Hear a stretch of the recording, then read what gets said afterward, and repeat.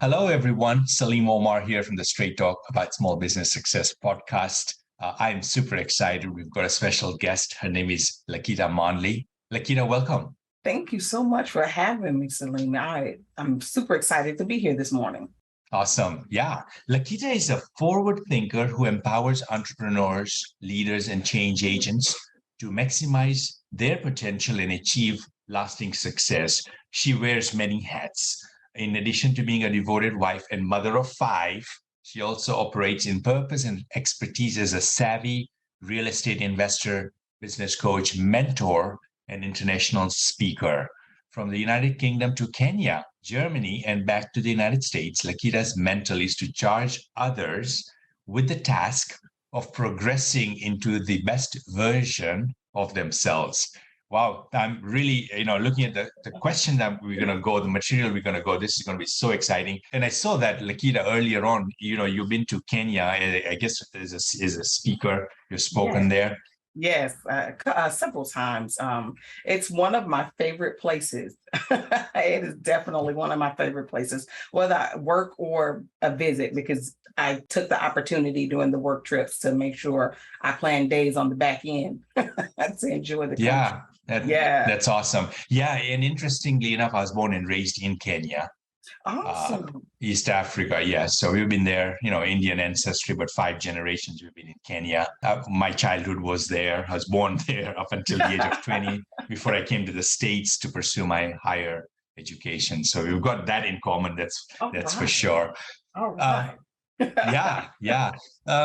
Lakita, if you can give us kind of, a high level overview on your backstory, that'd be great. Okay. So, my backstory is one of beating the odds, right? Started out born and raised in small town, Macomb, Mississippi. Most people probably would have to really search Google to figure out exactly where that is in Mississippi. It's a really small town. Girl meets boy meets girl in high school, become high school sweethearts. Then the sweethearts become teenage parents. And then Hmm. the world stops and we have to decide what to do and how we're going to move forward. And this is in the 90s. And so it was really, not only was there a war on drugs and the epidemic of gang violence and all those things were taking place, but there was also a really big epidemic of teenage pregnancies and the unfortunate situation of fatherlessness was rising.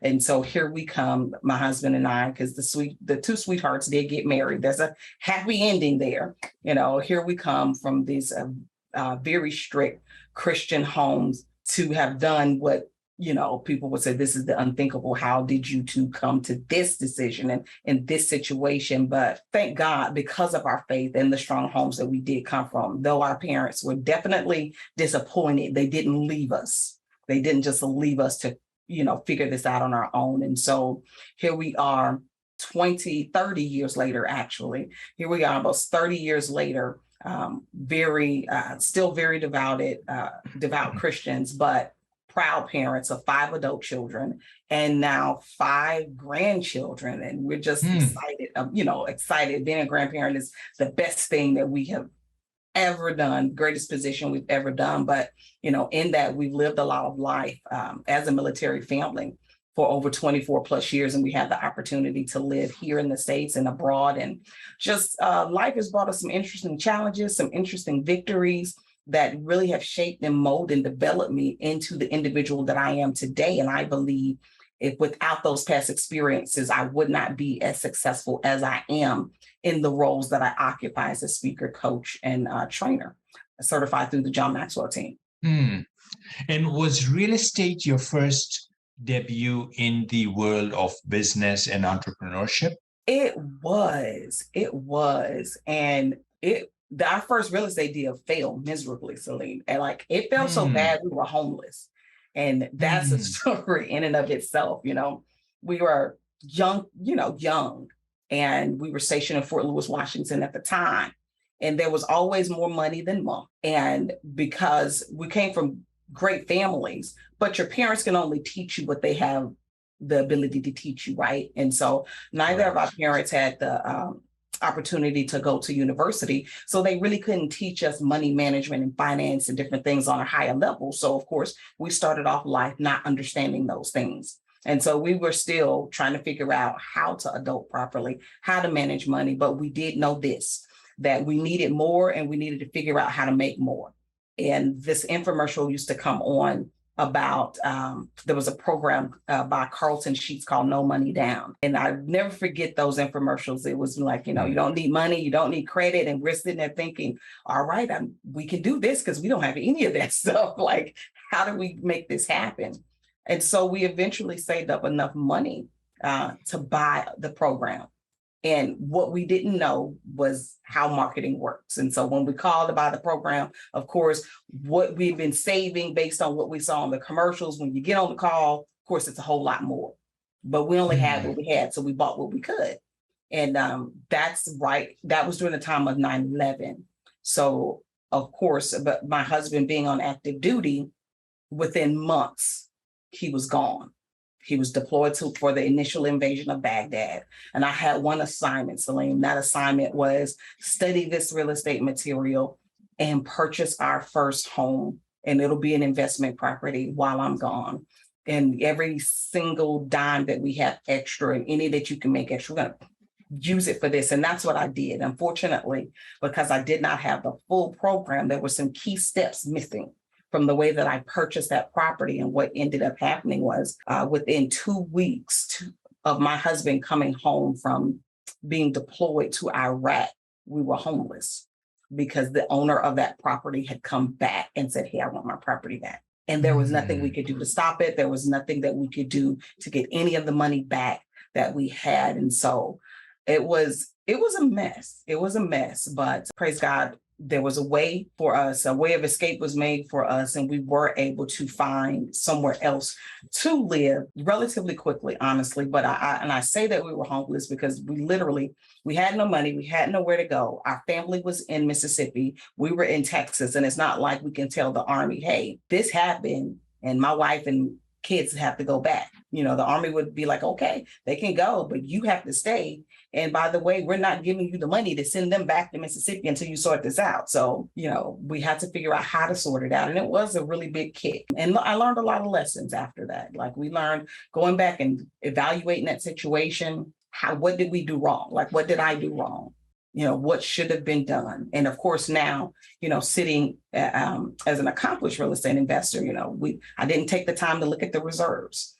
I did not use any of those extra funds to go back and buy the rest of the course so that I can see what documents I still needed to make that transaction one that would work for me. I didn't do those things. I didn't do my due diligence. A lot of times people will hear that someone said, oh, that owner was not a good person. I don't necessarily say that now looking back. If you would have asked me in that moment, I would have agreed. Now looking back, that owner was just a savvy business person, and they had every right to do what they did because it was not their responsibility to teach me how to do my due diligence in that scenario. And so, yeah, that's our first real estate venture. It did not work. We learned some lessons, but it did not work. Yeah. And so you're in business and you've got several things that you're doing now, coaching, yes, real estate, speaking, and it's not always it's not always a smooth going, is it? No. There are challenges, there are adversities. And yes, how do you deal with adversities, with where you're at now, with how you've developed and grown? And when you're faced with a challenge, and I want you to speak to a business owner that is faced with challenges, and sometimes they come out of nowhere. How does one overcome that? Or is there a way to overcome it? As you said that like you were spot on. No matter how well we plan and have contingencies, life happens in unexpected ways. And so some things you just cannot prepare for. It just slaps you in the face. What I've learned is my mindset matters. Having a growth mindset, or ever forward and never backward, being able to look at the adversity in the situation that I'm dealing and look for an opportunity. It may not be ideal. It may not be the perfect scenario, but look for the opportunity in the midst of the adverse situation and let that be your focus. Let that be your focus. Continue to do and push forward in the direction of your desired result, whether that's personal or business. But the key is my mindset. If my mindset is one of a growth mindset where I can, at some point in the midst of that adversity, be able to see the opportunity, then I can push forward through it. But if there is no time in the midst of that adversity that my mindset shifts and changes and becomes a growth mindset, I'll be stuck in it and will probably absolutely fail, no matter what that challenge is. The other key that I found is not only is my mindset necessary, but my association, those that are surrounding me, right? Those are my inner circle, or what we like to call our power team members, play a significant role, because sometimes we could be so engrossed in a situation that we can't really see clearly, right? But those people that are around us can.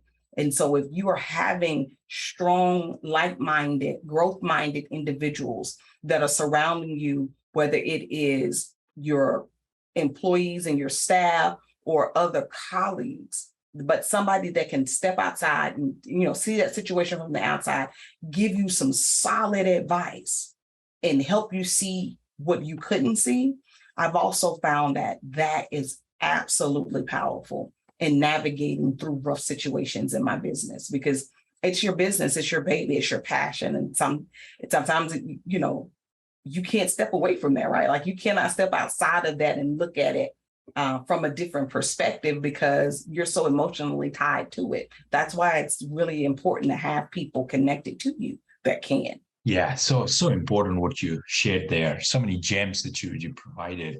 And when it comes to mindset and what we focus on, it's almost like a muscle, isn't it? That muscle gets strengthened, and our brain goes to, hey, what's the opportunity, as you eloquently shared. And the more we do this, the more quickly our brain goes there and looks for those opportunities rather than sinking in the misery of that moment or of that situation. Yes. It's kind of like the fight or flight instinct, right?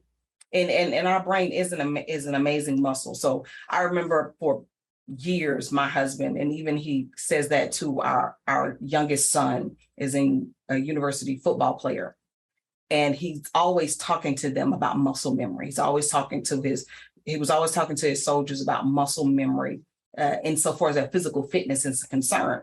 But when we're training ourselves and training, meaning personal growth and development, and we're training ourselves to have a different mindset, we're retraining that muscle so that now where your previous instinct would have been flight, right? Like, I'm not going to deal with this. This is horrible. Oh my God. Now we're retraining and reframing, if you will, that fight or flight instinct, so that what kicks in now is, let me fight. Like, what do I need to do to stand in the situation? What do I need to do to be resolution oriented and result driven? But it is something that we have to train ourselves to do. A lot of people, not everyone. Some people are just, that's their keen instinct and they were born with it. But if you're an individual that's not your instinct, you were not born with it, you can develop that thing, because you're so right, Celine, it's a muscle, it's muscle memory that kicks in. Yeah. And, shifting, kind of segueing into talking about purpose or passion, what's your advice to a business owner that's in business, and maybe they're in business for 5 years, 10 years, 20 years, even longer, and they've kind of lost that spark, or they've lost that fire, and it's become kind of monotonous, and it's become okay, I gotta go to work. They've become an employee of their business, right? What's your advice to us if any one of us feels that way? So the first thing that I would ask is, what's your why? Is your why valid right now? Is it valid right now? Because I firmly believe that as we grow, what we have defined as success, it should grow and change as we grow and change. And so if you have been in business 5 years, 10 years, 15, 20 years, and now I feel unfulfilled, are you still trying to find fulfillment in a why that's 5 years old, 10 years old, 15 years old, 20 years old? Did that why shift and grow and change as you begin to shift and grow and change? And obviously your business has transitioned as well in this amount of time.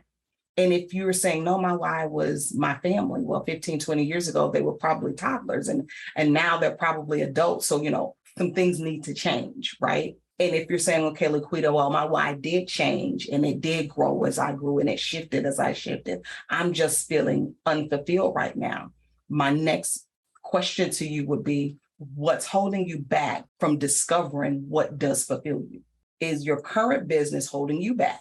Is there a way that you can step away from your current business and it still be fully functional and fully operational while you take that self-discovery journey to determine, okay, what's next in my life? What am I going to do next? Does that mean I'm going to sell the business? Does that mean that I'm just going to operate in the capacity as the owner, but a non-operating owner, right? We can look at it from many different perspectives. And so depending on how the potential client answers that question will be how we craft the rest of that conversation. Because if you're saying, no, I don't want to sell it, I just don't want to do it anymore. That's great. Those are called, succession plans. Let's get a good succession plan in place. Or if you have one already in place, let's sit down and talk with the key leaders and begin to implement that, right? So that the business can still be successful. You still get revenue from it, but you're not operating in it and you're free to go be and do whatever it is your passion is calling you to do right now. And even for the first person, they're saying, I don't really want to walk away. I'm not feeling it anymore. Okay, let's sit down and change your why.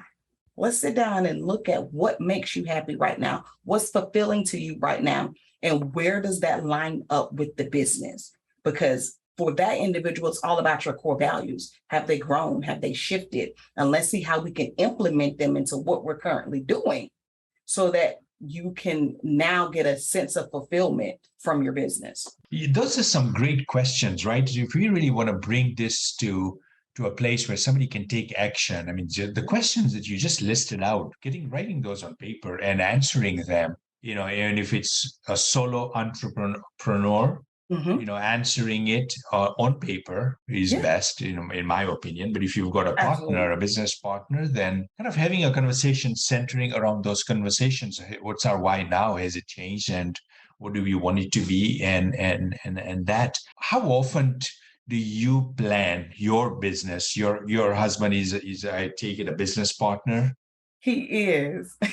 How often, what does that look like for you? Is it once a week that you guys step out and say, hey, let's review the week? Or is it monthly, quarterly? What's working for you and some of your clients? So we've tried all of those things and some of them worked, some of them didn't. It's an interesting dynamic when your business partner is your spouse. So you've got to figure out how to accomplish that first. Before we can move on, and we can have like a series of podcasts on that topic, like how do you do business with your spouse? Right. What we found that works for us now in our style of communication and our personality type is in August, we started mapping out what 2023 looks like and the big goals. We started that in August.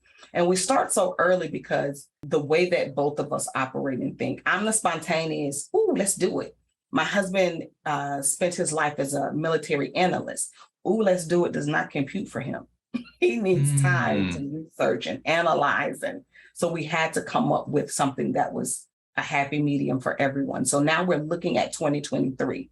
And then he can go back and look and say, okay, Laquita, these are the things. What do we need to start implementing right now daily that's going to help us accomplish a weekly goal, that's going to help us accomplish a monthly goal, that's going to help us accomplish a quarterly goal, that by the end of 2023, we would have accomplished the goals that we need to have accomplished. And so that's how we look at it from a big picture standpoint. And as we set out what benchmarks should look like at certain points in each quarter for 2023, then we look, when we get to that benchmark, whether we made it or missed it, we look at, okay, where was the hole? What was the vacuum there? What caused us to not make that benchmark, and we adjust accordingly. And we're not married to the plan so much that we can't see that change is needed. You have to be open and flexible to the change, and you have to set it up to where it's okay if the change, if someone points out to you, this is not working, isn't it? You're going to fail like fish out of water if you don't make this shift now. So, and for us, again, that goes back to mindset and learning how to effectively communicate with each other so that we can, position ourselves for business growth. And because of our two different personality types, we have to start early. Yeah. And, those two personality types may be fitting well if you look at an org chart of a company. You need the visionary, the CEO, the spontaneous ideas. It's like, hey, what about that idea? Yes. And so you've got that. And I kind of see yourself, from this conversation, that you're the CEO, the visionary, the entrepreneurial, spirited person, excited and passionate about it. And then you've got your husband, and not really necessarily lower, but he's more the chief operating officer, the integrator. It's like, hey, Lakita, great idea. Let's see how this is going to work in the grand scheme of things, the analysis and so forth. So I think you really need these two. We're the balance. You're the balance. And I think every organization needs that. And sometimes, the entrepreneurially, they're the visionaries, but we need the executor, somebody who's going to implement it and execute it, and then come back and say, hey, this is how it went, how it can be improved. And so they're they're on the analytical side. They're managing the project and so forth. So that describes us to a T. And when we're able to recognize that about one another, then it means we're in less conflict with one another. So the things that I'm great at, right? And when you're looking, and as the owner, it's so vitally important that we understand that about the people that are on our team. So, those that are listening, if you are a husband and wife, a married couple team that's building this business, then it is so important to take those personality assessments, whether you're looking at the DISC personality assessments, or even when you're looking in, I know we're talking about business, but then what's the health and the state of your marriage? Or what type of assessments are you taking there?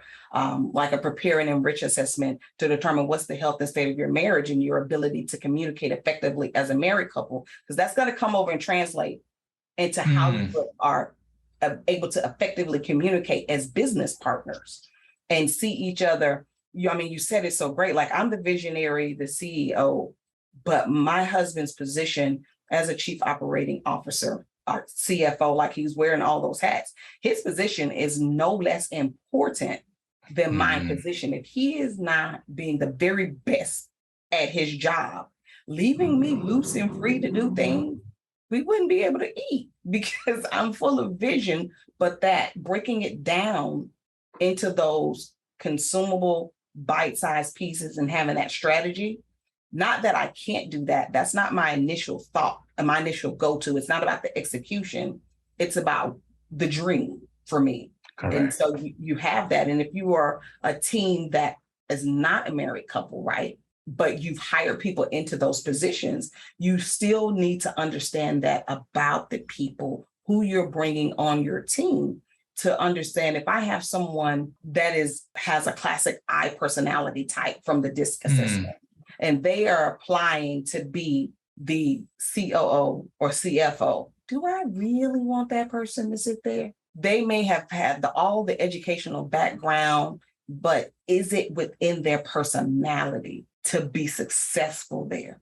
And when you're looking at the org chart and you're putting it together, people's personality and the way they communicate matters greatly in their success in the position. Bring the person on the team, but perhaps transition them into a different position so that they can be successful. And that's a trickle-down thing, like understanding that from your C-suite down to the person that's the happy greeter at the front door of your establishment, making sure that everybody understands who they are, what they do, and the value they bring to the team, and you will have an organization that thrives. So good. And I'm looking at the clock, and this has gone way more than I anticipated, but you've been so generous, so generous with the information you've shared. So let's kind of quickly find a kind of wrap up is what I'm saying. Lakita, how do people find you? What's the best way for them to reach you? The easiest way to reach me, Celine, would be just Google my name. If you Google Laquita Monley, all things Laquita Monley will show up. You'll find my website. You'll find my LinkedIn, which I'm most active on LinkedIn. You'll find my LinkedIn, Facebook, Twitter, Instagram, all that stuff. But connecting with me is really easy. Just Google Laquita Monley. You'll find my podcast, because I also have a podcast. You'll find my podcast. So whichever way that is comfortable to the listener, that their favorite mode of communication, I'm probably there, and I am happy to connect. Awesome. Thank you so much. This was so good. Appreciate you. Thank you for having me. I've had a great time.